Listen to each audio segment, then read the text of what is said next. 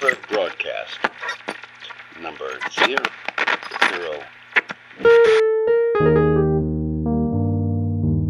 This is Uncle Bert Lamb saying hello from Beastburg.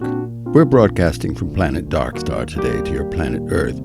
We want to thank you for sending Earth songs to us in musical notation format and for making them show up as screensavers on our idle computers. This Darkstar Journal show is a sort of return gift from our little group.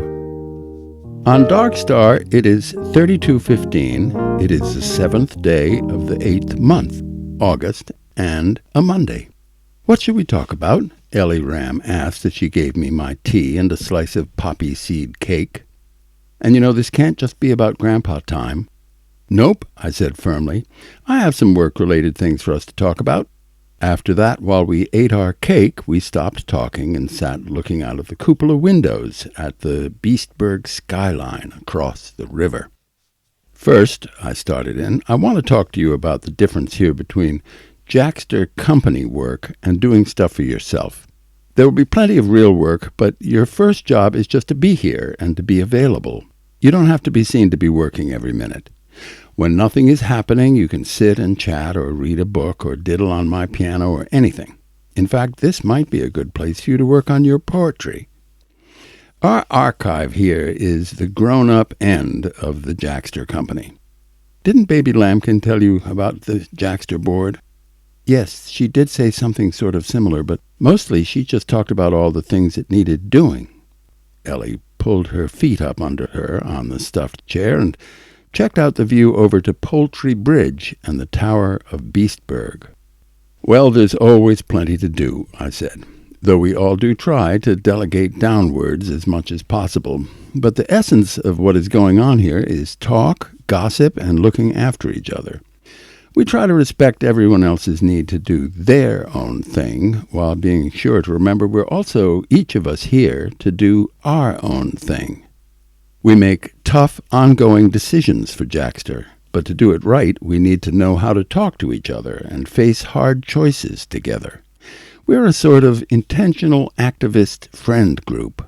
Also, while half the material stored in this archive is to do with the Jackster Company, half is personal material connected with Jackster board members and a few select staff. This was intended to be part of the lure for board members, including me. We get to store our most private papers in the most secure holding area in Beastburg. One more thing. We don't leave our larger intimacies at home, I went on. Your mother is still my daughter when we're here at work, just as you will continue to be my granddaughter for this month while you work here, and I'm not going to stop being your grandpa. You and I are allowed general chat. Fine, said Ellie. Is that all you wanted to talk about? One more thing about this stuff.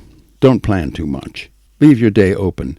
You come closer to having a proper job than any of the rest of us, being mostly a sort of gopher. But you still need to get your head out into the sunshine and think about your own life as well as figuring your way around our little world and keeping on top of everything. Baby did say something like that, said Ellie. How I should start the day on my own, quietly taking stock of things and looking around the archive. Did you do it today? A bit. Good. Now, remember, Mrs. Persian is your first concern, but she usually only comes in twice a week, less in the summer. Your mother is your second concern, and I'm your third. Are you busy tomorrow morning? No. Also good.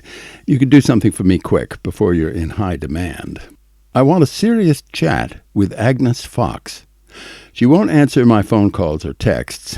Would you walk over to the plant tomorrow morning and hunt her down? Sure, said Ellie. She makes her tour around 9:30 in the morning with Jenny Chinchilla, and they talk to all the department heads. First thing, when you get inside the plant, call Jenny on your teleportal to find out where they've got to. Jenny's number will show up after you temp wipe your phone going through plant security. Don't be alarmed about temp wipe. It moves things around on your phone, and it looks like you're missing stuff, but when you leave Jackster, it all comes back. Now, after you hear from Jenny about where she is in the plant, follow the map thingy that will show up on your teleportal. When you find her, the idea is for you to ask Agnes for a time when she and I can talk.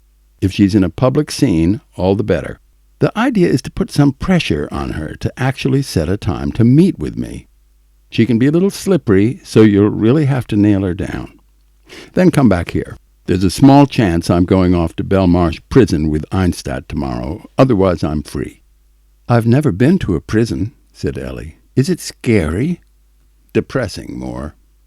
"Last summer," said Ellie, "when I had my annual meal out with my dad at the Metro Hotel, he said that after he broke up with Ma and after Ramsgate Industries was bought out by Warmongrel, his first job for them was visiting insects in prisons. He said he spent over a year during the Second Insect War visiting prisons around the world. He set up for prisoners of war insects to be shipped to some big facility in Overpond." "We never heard about this," I said. "That's 'cause I never wanted to tell anyone about it.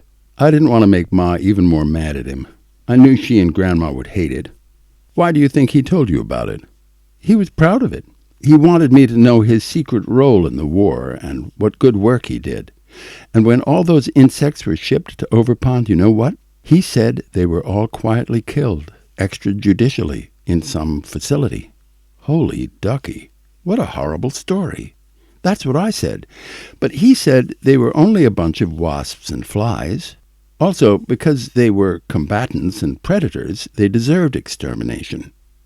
"You know, Ellie, you shouldn't keep stories like that to yourself. That's much too disturbing. You need to talk to your Ma." "Okay, I will." "I mean it. Tell her tonight." "Okay, I'll do it definitely. But, Grandpa, what else do I do with Agnes besides setting up for you to have a meeting with her?"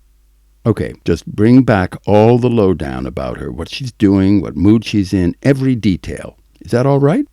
"Fine," said Ellie. "I'll go right now." "Not now. Tomorrow morning at 9:30, I told you." "Tell me," said Ellie, looking at that moment I thought a little sly. "What do you want to talk to Agnes about?" "Ah," I said, "now you're getting nosy. Who would have guessed you'd so quickly try to take advantage of your grandchild intimacy with dear old Grandpa?" "Oh, well," I went on, "the other day when Mrs. P. called us into her office about your robot Arnett, I thought Agnes Fox was looking oddly distracted. Now, I want to find out what state she's in and what she's worried about. But, Ellie, don't go giving my game away and start tipping my hand." "I won't. I like Agnes Fox and was glad she cared so much about my robot. But I did notice while Agnes was standing looking out the window, she seemed somehow very private," said Ellie. "Is that the same thing you saw?" "Yes, that was how it struck me.